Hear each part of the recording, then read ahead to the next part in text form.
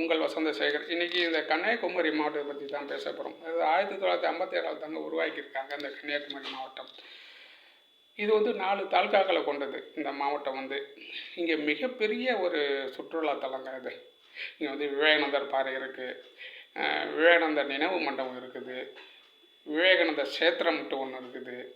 அங்கே ஒரு மீனாட்சியம்மன் கோயில் மாதிரி இங்கே ஒரு கோயில் ஒன்று இருக்குது, குமரி கோயில்னு நினைக்கிறேன், அந்த கோயில் ஒன்று இருக்குது. அப்புறம் திருவள்ளுவர் சிலை இருக்குது.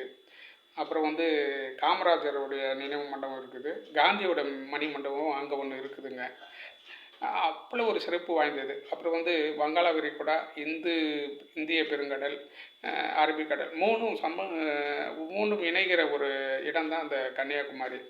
சில நேரத்தில் அந்த பௌர்ணமிலாம் பார்த்திங்கன்னா ஒரு பக்கம் சூரியன் மறையுங்க, ஒரு பக்கம் அந்த சந்திரன் அப்படி எழும். ரெண்டும் ஒரே நேரத்தில் பார்க்கக்கூடிய ஒரு வித்தியாசமான இடம் இந்த கன்னியாகுமரி தான். வேறு எங்கேயுமே கிட்டத்தட்ட பார்க்க முடியாதுங்க. சூரியன் இங்கே மறையும், சந்திரனை எழுவாங்க. அவ்வளோ ஒரு கண்குள்ளா காட்சியாக இருக்கும் அதுமாரி காலையிலேயே இப்போ எழுந்து பார்த்திங்கன்னா சூரியன் அப்படியே கடல்லேருந்து தண்ணியிலேருந்து அப்படியே எழும்பும், நெருப்பு பந்து மாதிரி. அந்த மாதிரி அந்த காட்சி.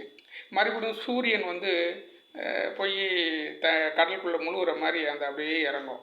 அப்படி ஒரு இயற்கை அந்த இதை பார்க்குறதுனாக்கா நம்ம கன்னியாகுமரி தாங்க சொல்லணும். அந்த ஒரு அற்புதமான ஒரு நிகழ்ச்சி இது தினந்தோறும் நடக்கும்.